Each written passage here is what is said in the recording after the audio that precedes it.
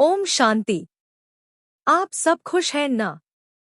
24 सितंबर की मुरली के मुख्य बिंदु हम संक्षेप में देख रहे हैं।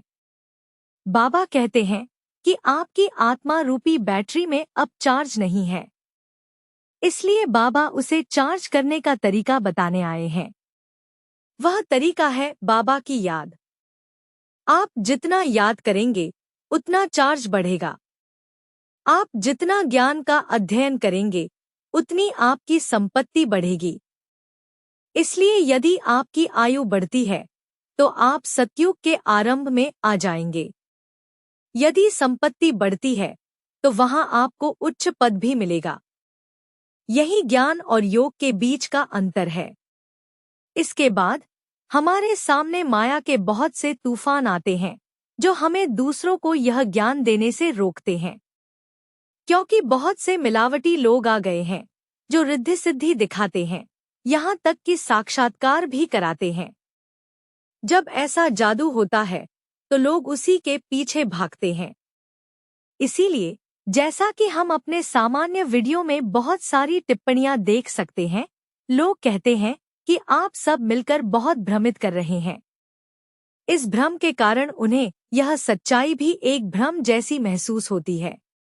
लेकिन चिंता मत करो, यह सत्य की नाव है और यह कभी नहीं डूबेगी। अंत में जीत आपकी ही होगी। जो लोग कहते थे कि आप अपनी मर्जी से कुछ भी कह रहे हैं, वे भी अंत में आकर कहेंगे कि यही लोग सच कह रहे हैं, क्योंकि सबके लिए यही एक दुकान है। जो लोग छोड़कर चले गए हैं वे भी वापस आ जाएंगे। जो शादी के कारण या किसी और वजह से चले गए हैं वे सब अंत में लौट आएंगे। आखिर और कोई रास्ता कहाँ है?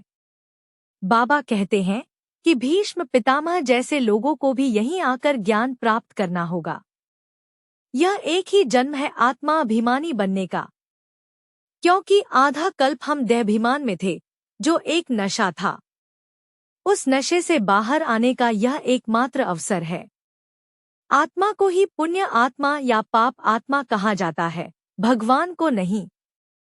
कोई पुण्य परमात्मा या पाप परमात्मा नहीं कहता।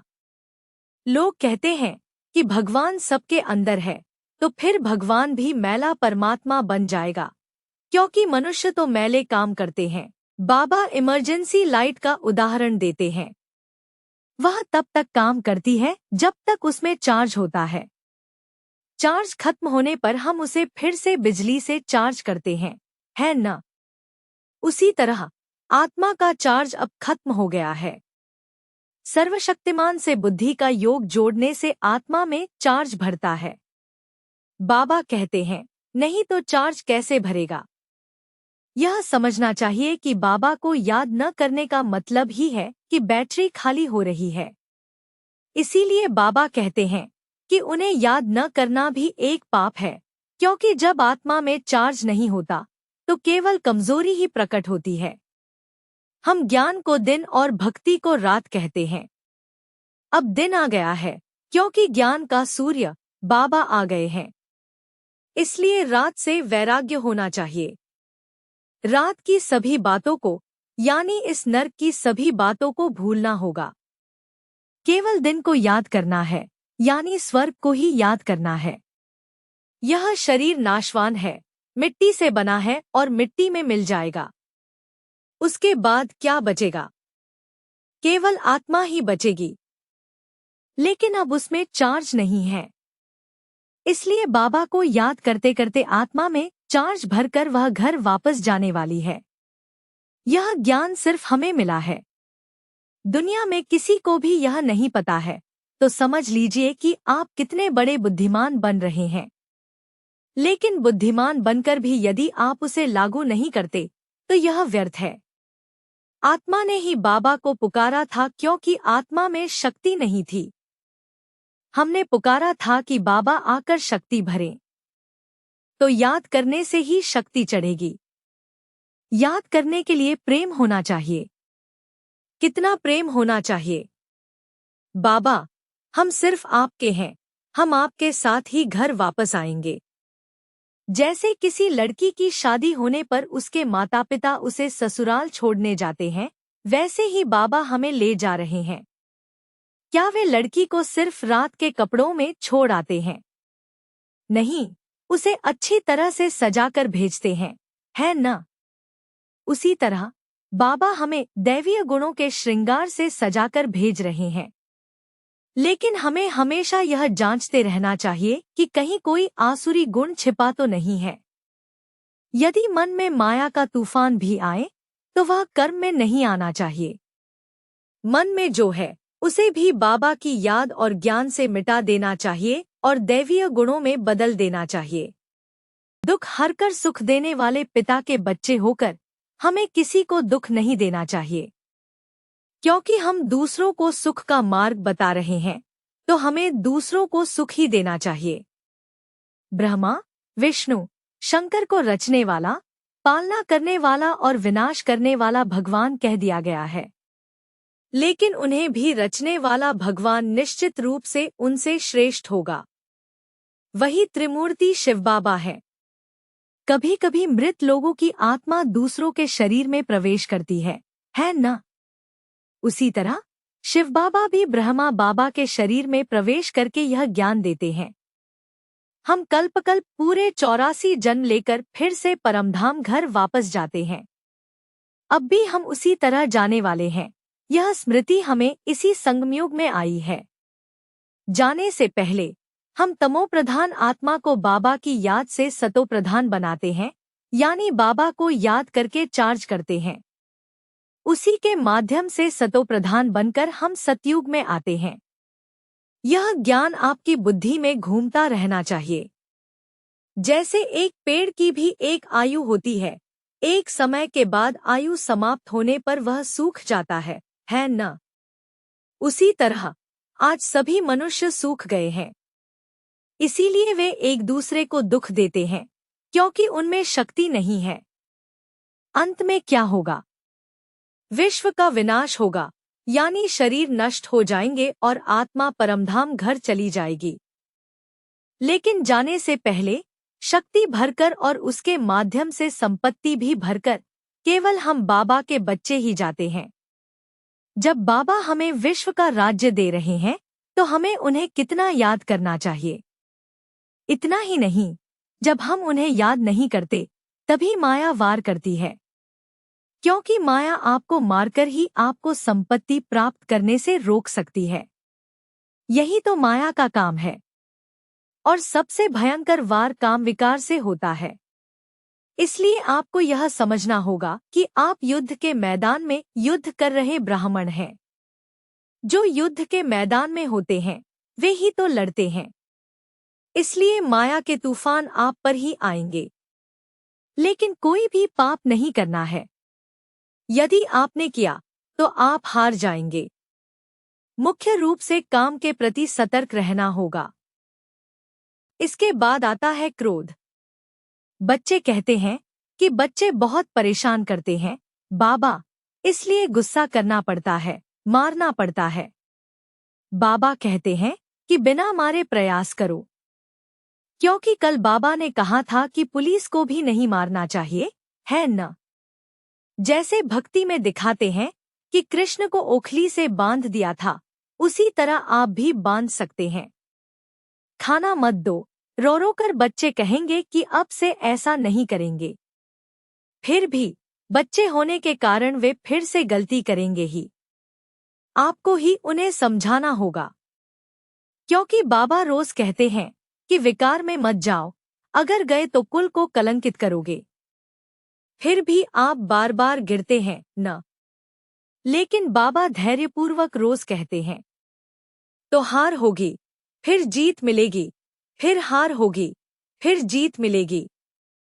अंत में जीत स्थायी हो जाएगी। उसी तरह बच्चे भी जरूर बदलेंगे।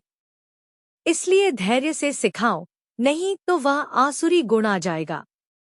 अभी एक बहन ने बताया कि एक लड़के को बचपन में मार मार कर पाला गया। वह उससे इतना नाराज हो गया कि अब वह अपने माता पिता को प्रताड़ित कर रहा है। तो सोचकर देखिए, जब उसे मारा गया होगा तो वह शायद चुप रहा होगा, लेकिन अंदर ही अंदर एक नाराजगी पैदा हो गई जो अब उनके खिलाफ हो गई है। लेकिन बाबा कितने धैर्य और कितनी मिठास से हमें बदल रहे हैं। वही विश्वास हमें दूसरों पर और अपने बच्चों पर भी रखना चाहिए। यह दुनिया एक श्मशान की तरह है न? यह नष्ट होने वाली है। बाबा कहते हैं, मान लो कि यह नष्ट हो चुकी है। आप वहां से संगमयुग में आ गए हैं। जैसे कोई मरने वाले व्यक्ति से प्रेम नहीं करता, उसी तरह जब यह दुनिया नष्ट हो चुकी है तो आपकी बुद्धि उसमें क्यों जाती है? आप बस बाबा को अच्छी तरह याद करें तो आत्मा की बैटरी भर जाएगी, चार्ज हो जाएगी।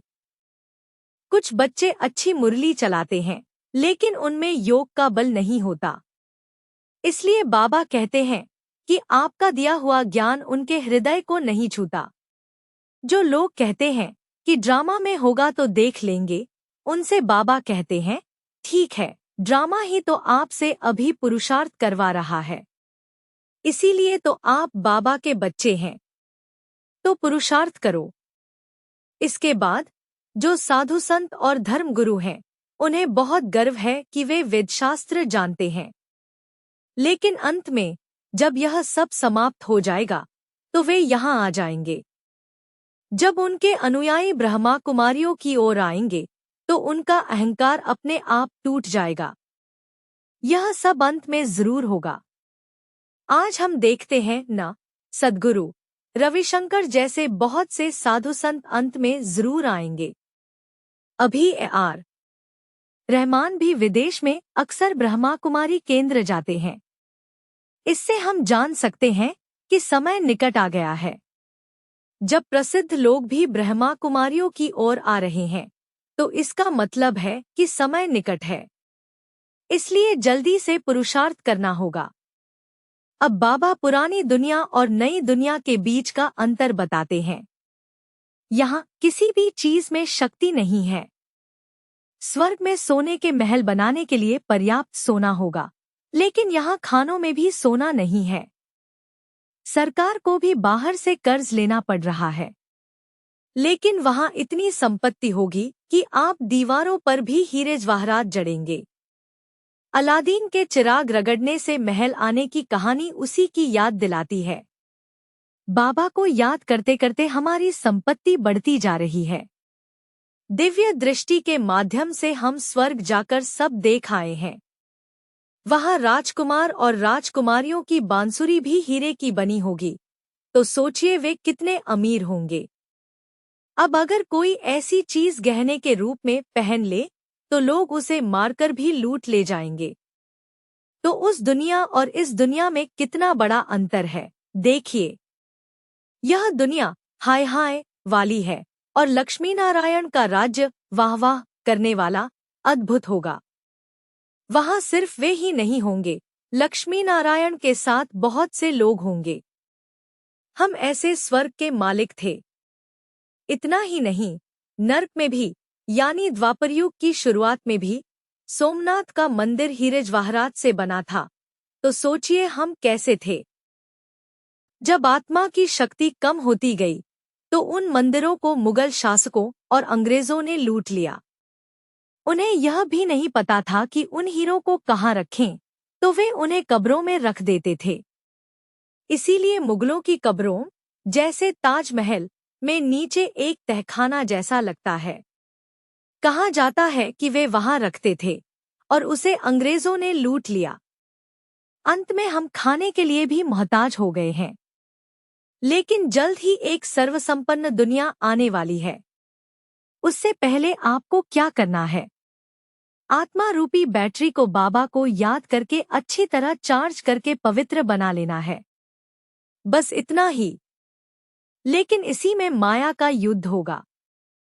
वह आपको बाबा को याद करने से रोकेगी और आपका मन दूसरी चीजों में व्यस्त रखने की कोशिश करेगी कि यह देखो, वह देखो। धोखा नहीं खाना है। आपको अपनी रक्षा खुद करनी है। और वह रक्षा कैसे करनी है, यह बाबा ने वरदान में बताया है। बाबा की याद रूपी छत्र छाया में रहने से माया अंदर नहीं आ सकती, और आप विजयी होंगे। तब आपको कोई भी चीज बाधा के रूप में अनुभव नहीं होगी। मुश्किल चीजें भी रुई की तरह बहुत हल्की महसूस होंगी। इसके बाद एक महत्वपूर्ण बात यह है कि संतुष्टता का दैवीय गुण हमेशा धारण रहना चाहिए। तभी आप भगवान को, दूसरे मनुष्यों को और खुद को भी पसंद आएंगे। जो हर बात पर शिकायत करते रहते हैं, उन्हें कौन पसंद करेगा? आज भक्त आत्माएं दुख में तड़प रही हैं, मदद के लिए अपने इष्ट देवताओं को पुकार रही हैं। वे इष्ट देवता आप ही तो हैं। तो आप उनकी मदद कैसे कर सकते हैं? पहले अपनी याद को तीव्र करें।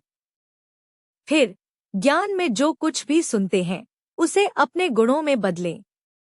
उस ऊंची अवस्था में रहकर आपके द्वारा बनाए गए शुभ विचार और दूसरों का भला करने की भावना से उत्पन्न होने वाला शक्तिशाली वायुमंडल इस तरह मदद के लिए तड़प रही भक्त आत्माओं को आनंद, शांति और शक्ति का अनुभव कराएगा। ऐसा करने के लिए ही वे हमारे मंदिर बनाकर पूजा करते हैं। तो हमें यह करना होगा, है ना? यह बहुत शक्तिशाली मुरली है। ओम शांति। लव यू बाप दादा। थैंक यू बाप दादा। खुशी खुशी में रहिए, ठंडक में रहिए।